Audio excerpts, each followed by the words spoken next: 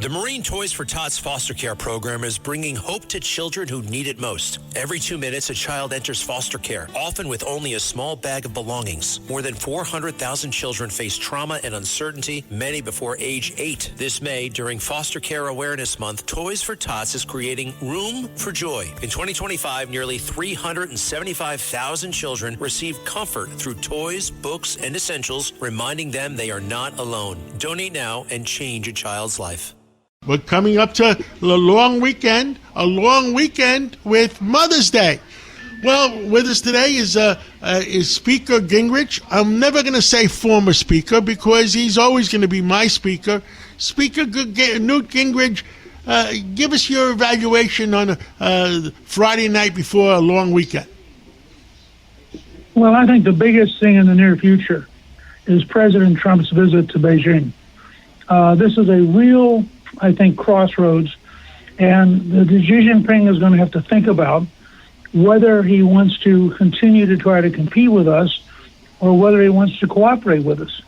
And I just noticed that yesterday, for example, they announced that 2 former defense ministers were both given death sentences, which have been suspended for 2 years, but as a signal. Now remember, these are guys who are in the military, and it's a signal of the degree to which Xi Jinping is unhappy with the performance of the military. And of course, every time you turn around, Chinese weapon systems are failing. So they couldn't protect Venezuela. They can't protect Iran. They don't do much good in Russia. And so I think suddenly his dream that he could somehow take us on and occupy Taiwan, I think he's having to reassess everything. And at the same time, their population is starting to drop because of their one-child policy, and they're going to go down from about 1,400,000,000 to maybe as low as 600 or 700 million by the end of the century. And that means they don't have many young people. So China is a country in transition, and President Trump will be visiting it at a moment when it could lead to a truly remarkable breakthrough, and that's what we should hope for. This could be a very big deal, or not. If it's not, then Trump will just keep marching on. But if it is a really big deal, it'll be historic and will reshape a great deal of what's happening around the world. Understood, and I, that's truthful. And tell us, what do you think is the next step? Well, look, I think they've got, the president can't move on until Iran is resolved one way or another. And I think his hope is that the sheer pressure, in some ways the Department of the Treasury is more important than the Department of War, because they are cutting off money at such a level that the Iranian government may literally not be able to function in a matter of a couple of weeks. And so the guys who are hardliners, who are very tough, who understand warfare and they understand taking casualties, but if they end up having literally no money and they can't pay their troops and they can't sustain what they're doing, they may conclude that they have to agree to a deal that they don't like because the alternative is breaking the entire regime. And I think that's what Trump is counting on. And I think his hope is that over the long run, the Iranian people will take power back because this government will have been so dramatically weakened by us. But it's a big moment in the history of the world, and it's a big moment in the presidency of Donald Trump. Understood. One more thing. I just need your opinion on the New York Times did an article on Friday morning saying that we're running low on armaments. Armaments? Okay. You see, yeah. My English was not my first language. Any opinion on that? Because I guess they got the pulse. Yes. The pulse of the situation. No, yes, go ahead. There are two things wrong. One, we build exquisitely, amazingly advanced weapons, and they're very expensive. And so normally we have relatively limited stocks of how many, and we've been using them up, both giving them to the Europeans to give to the Ukrainians, and then using a lot of them up against Iran. there are two problems. One is to expand production, which we're doing, but the other is use common sense and use less expensive weapons. The Ukrainians are now building 1 million drones a year, and they're very sophisticated drones. They're hitting places in Russia 1,200 or 1,300 miles away. They're tearing up the Russian oil industry. They also have defensive drones. They build drones for like $2,000. We build Patriot missiles for $7 or $8 or $9 million. Well, if you're using a $9 million missile to kill a $200 drone, I mean, look, John, you're a great businessman. You've been amazingly successful. If somebody walked into you and said, I got this great idea, I'm going to spend $9 million to kill a $200 million missile, you'd immediately know that's so stupid. You wouldn't know why you're having the conversation. And so they've got to go through a real transition. They're beginning to buy a lot more drones, for one thing. But there's no question in the short run we're going to have a shortage. And if the Chinese were willing to take gigantic risk, they could decide this was the moment to test us.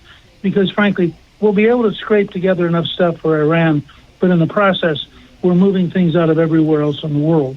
But that was a decision we made a long time ago. We used to have a policy to be able to fight two major wars at the same time. We gave that up as too expensive. So now you have the consequence. We're able to fight one pretty significant war at a time, and we're going to have to rebuild our industrial base to be able to do more than that. Exactly.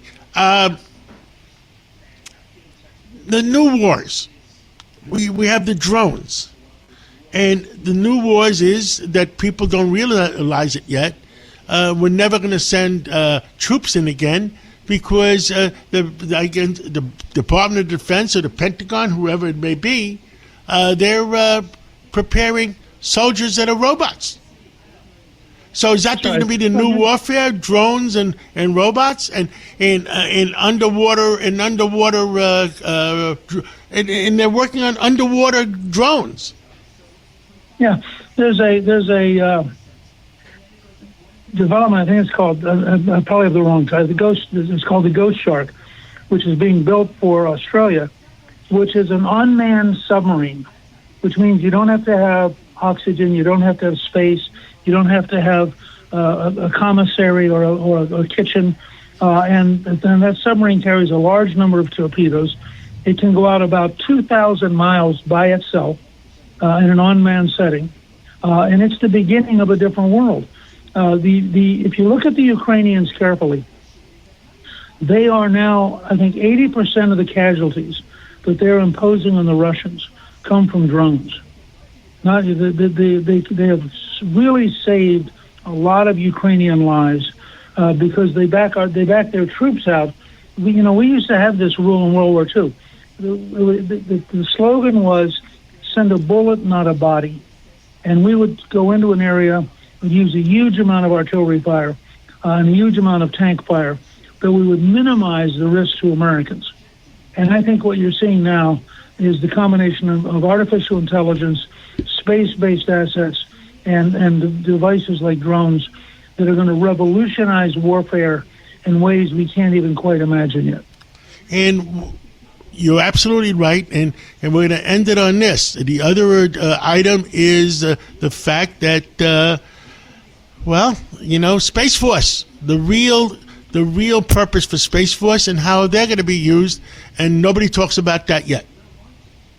That's right, and it frankly worries the Air Force and the Navy because there are a lot of things you could do from space that you wouldn't necessarily have a manned airplane doing. Understood.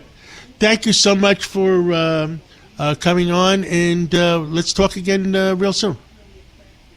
Great. Always good to talk to you, John.